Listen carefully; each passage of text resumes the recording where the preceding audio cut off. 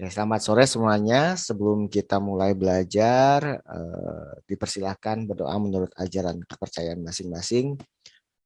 Mudah-mudahan uji kompetensi yang akan dihadapi nanti dapat kemudahan, kelancaran, dan dapat hasil kompeten bagi kawan-kawan semua. Berdoa dipersilahkan.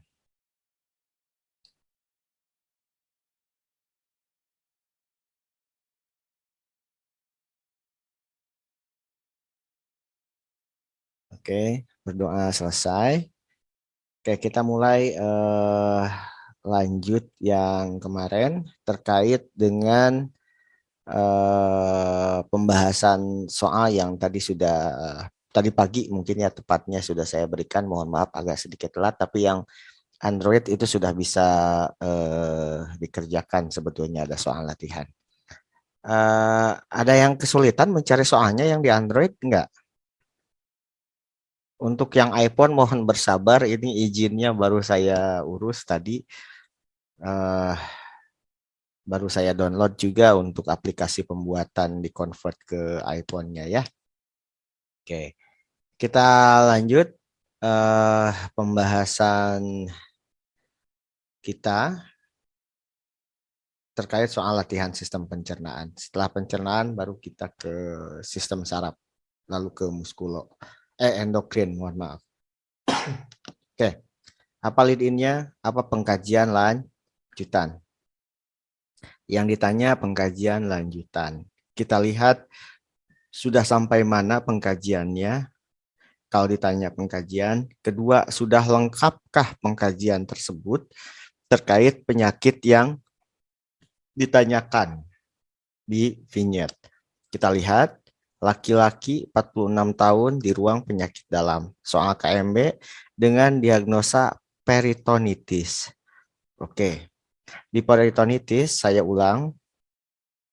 Pertama, peritonitis itu pasti bising ususnya menurun. Ya, bising ususnya menurun. Selalu arahnya ke sana. Kalau terkait peritonitis. Oke. Oke. Kita lihat mengeluh nyeri perut, hasil pengkajian skala nyeri 6. Ini kalau ditanya masalah keperawatan, berhubung ini yang ditanya adalah pengkajian. Ini kalau ditanya masalah keperawatan, jawabannya adalah nyeri.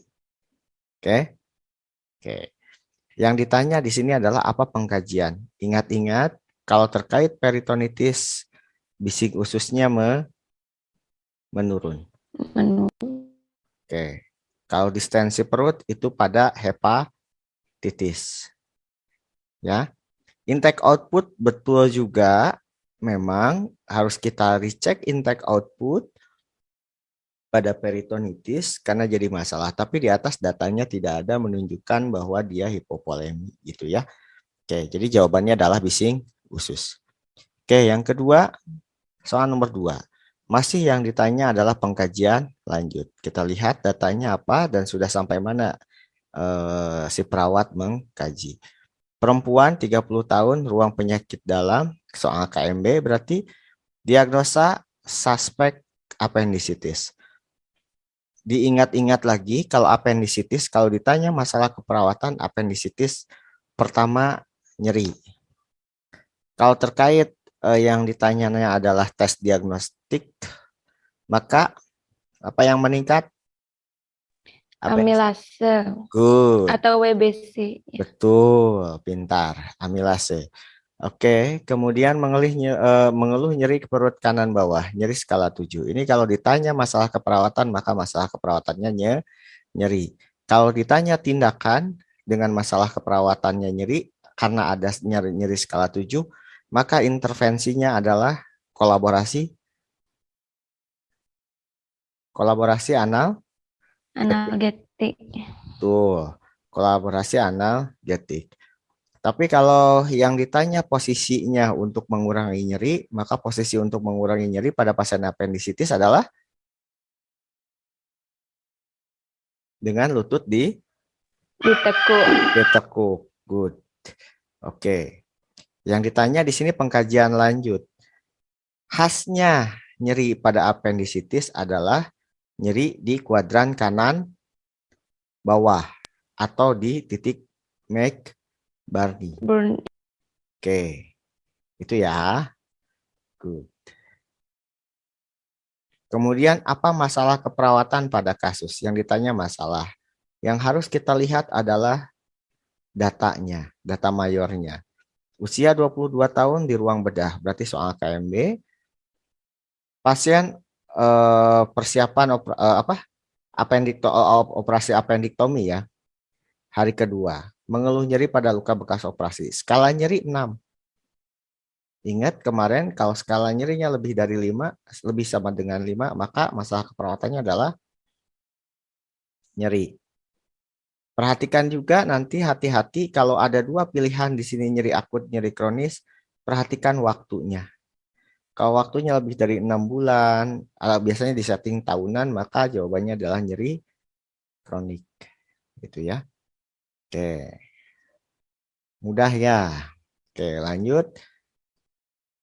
Selanjutnya, apakah tindakan selanjutnya yang tepat pada kasus tersebut? Yang ditanya adalah tindakan.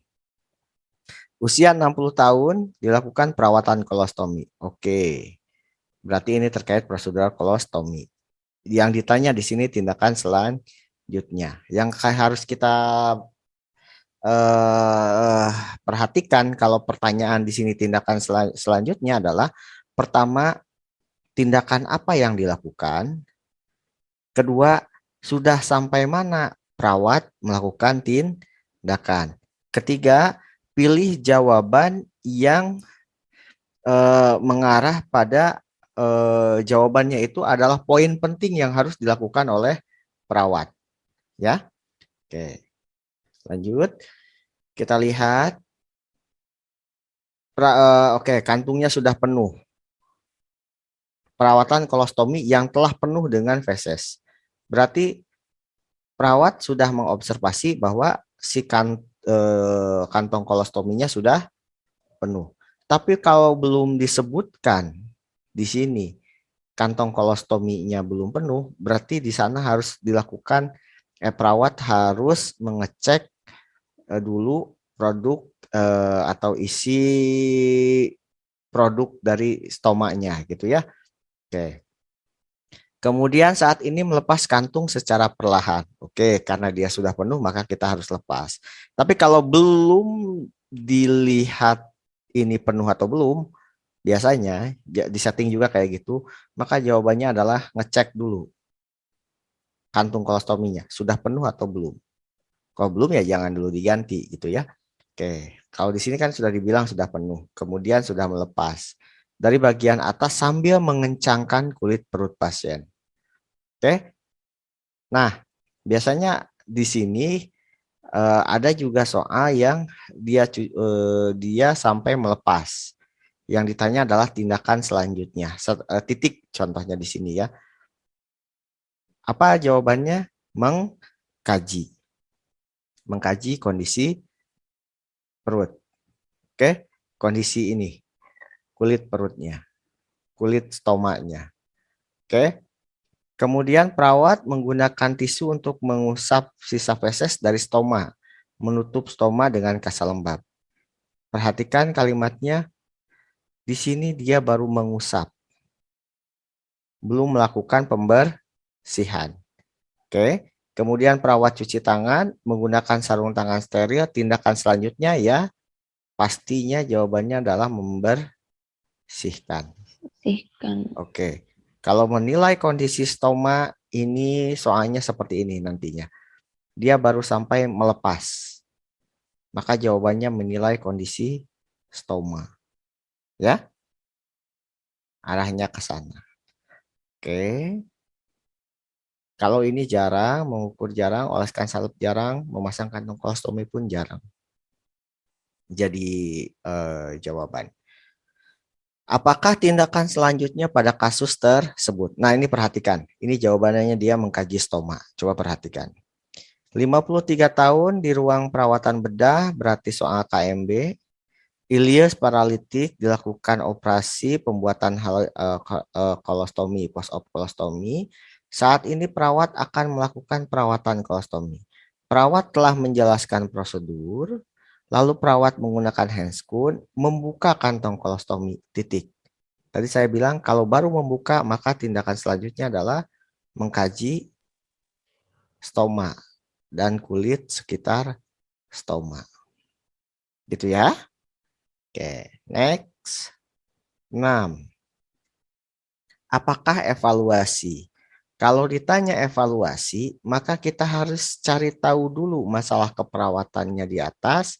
Sudah cari tahu masalah keperawatan, tindakan apa yang sudah dilakukan untuk mengatasi masalah. Maka baru kita tahu evaluasi. Kita lihat, perempuan 52 tahun, ruang penyakit dalam berarti soal KMB dengan diare. Diingat-ingat lagi, diulang lagi yang kemarin, kalau diare masalah keperawatannya hanya 2. Kalau enggak diare itu sendiri, yang kedua adalah kekurangan volume cairan atau hipopolemi. Ya. Kalau diare, datanya itu hanya sampai titik di sini. Hanya sampai pasien mengeluh lemas BAB 8 kali, konsistensi encer, terdapat lendir.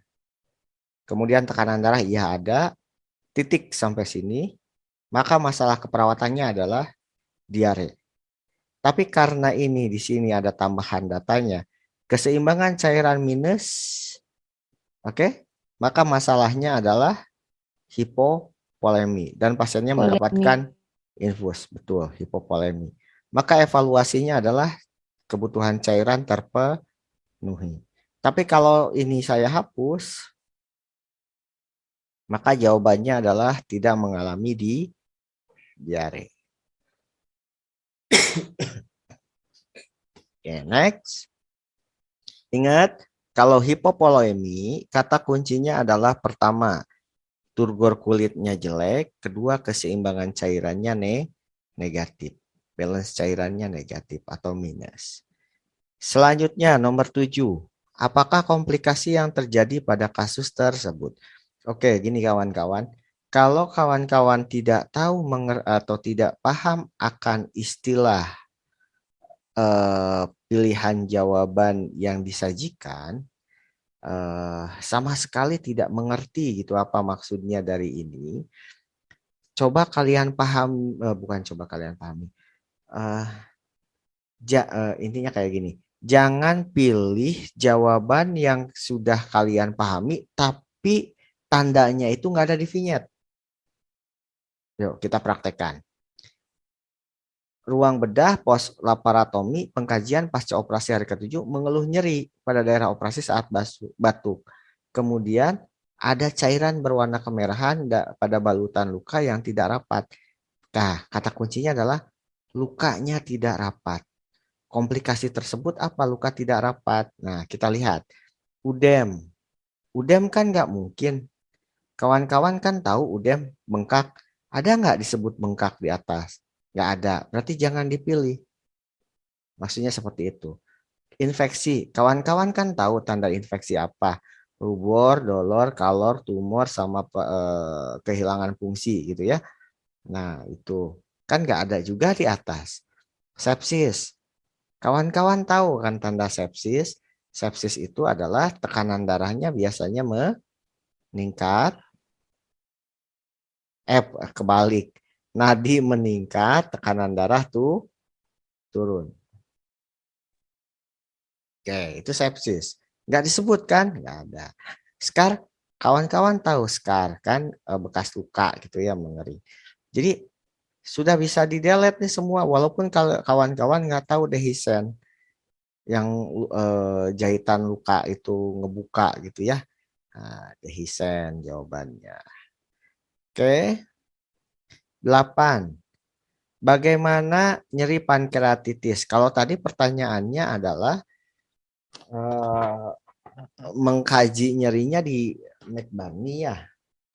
Tapi terutama nyeri tekan gitu ya kalau dikaji gitu ya. Tapi ini mah yang ditanya adalah khas keluhan pasien keluhan nyeri pasien yang khasnya pada pankreatitis.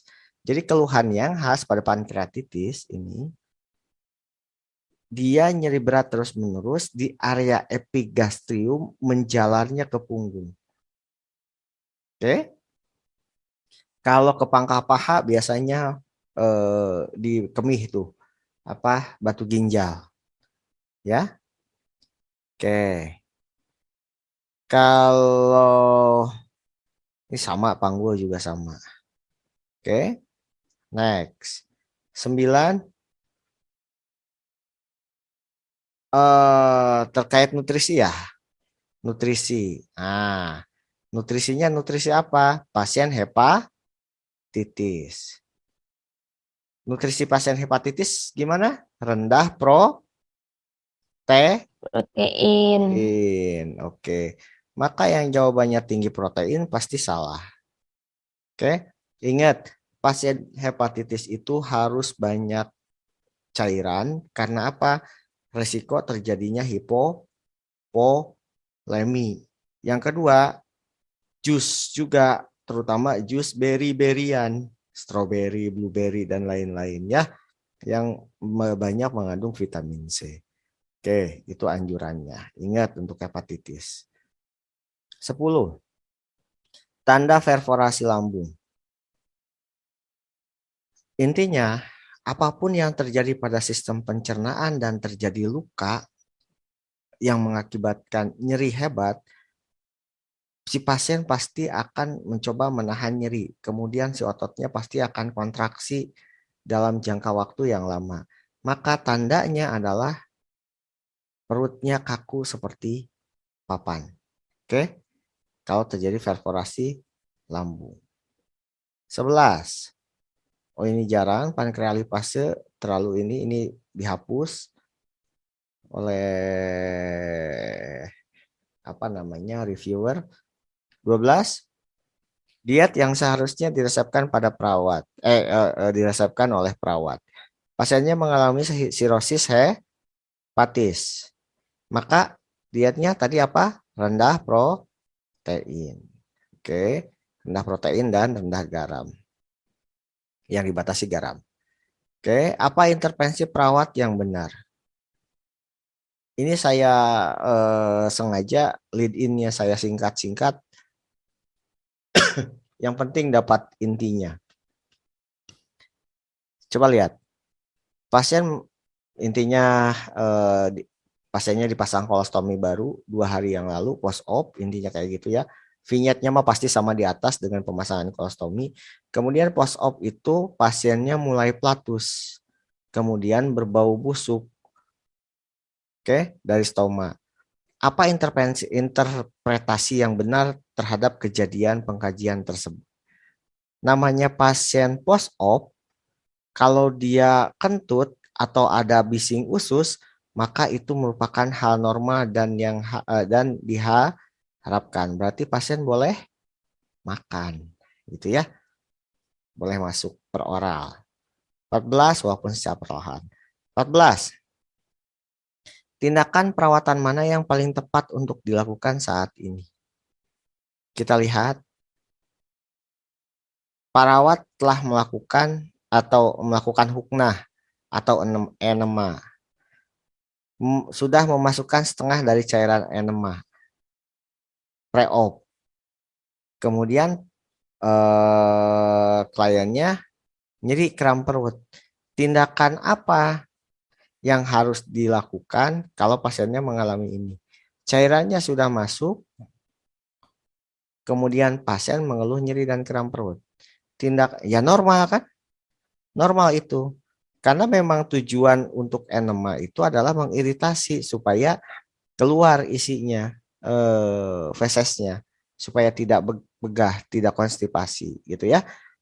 Maka tindakan keperawatan selanjutnya ya klem dulu selama 30 detik. Kemudian mulai lagi dengan aliran yang lebih pelan. Oke. Suruh pasiennya nahan gitu ya untuk enema. Oke, jangan hentikan, jangan. Justru normal ini tuh ya, bukan satu kelainan.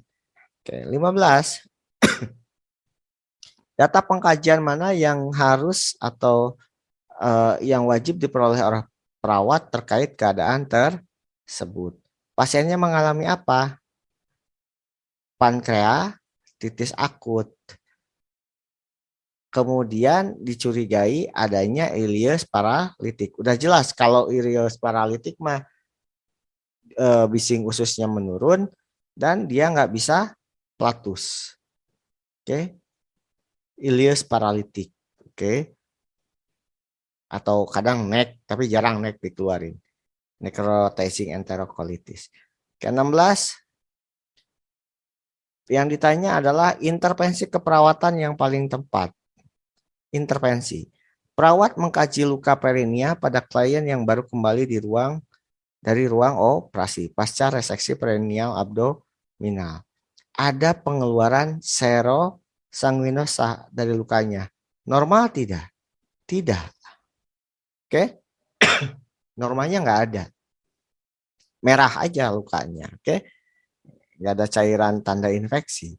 Maka intervensi keperawatan yang tepat adalah lakukan perawatan luka. Karena di sini nggak ada lakukan, sebenarnya jawabannya yang harus ada itu adalah lakukan perawatan luka. Karena nggak ada, berarti di sini adalah mengganti balutan. Oke? 17. Yang ditanya adalah prioritas pengkajian. Berarti apa yang harus dikaji terkait rencana pelepasan selang. Selang apa di sini? Selang NGT. Oke, di sini dibilang klien terbiasa dengan penutupan selang setiap 2 jam. Oke. Bukannya selama 1 jam. Oke, tapi tiap 2 jam. Petugas kesehatan saat ini menyarankan untuk melepaskan selang NGT. Prioritas pengkajian, pastikan dulu bising ususnya normal di seluruh kuadran abdomen, di 4 kuadran abdomen. Kalau sudah berfungsi baik, baru boleh dilepas. Kalau belum, ya jangan. 18. Tandanya berfungsi baik, ya bising ususnya normal gitu ya. 18. Intervensi keperawatan yang harus dilakukan pada kasus tersebut. Kalau ditanya intervensi harus tahu masalah di atas. Perempuan 24 tahun ke poliklinik mengeluh diare. Diare lagi tuh ya. Perut teraba tegang, bising usus 25, diare 8. Nah, ini kata kuncinya. Turgor kulit tidak elastis. Kalau sudah disebut turgor kulit tidak elastis, udah jelas masalah keperawatannya adalah hipopolemi. Maka intervensinya adalah pemberian cairan intravena. Atau pemenuhan kebutuhan cairan. 19. Apa kriteria hasil masalah keperawatan utama pada kasus? Kita lihat tipoid. Ingat, tipoid di pengkajian tes diagnostiknya tipoid dengan tes apa? Tes Widal. Oke, tes Widal. Kemudian masalah keperawatan yang sering diangkat pada tipoid adalah hipertermia. Betul. Kemudian yang ditanya di pengkajian khas demam pada pasien tipoid adalah demamnya di malam hari saja atau demam intermiten gitu ya jawabannya. Kalau ditanya gejala khas demamnya seperti apa. Oke.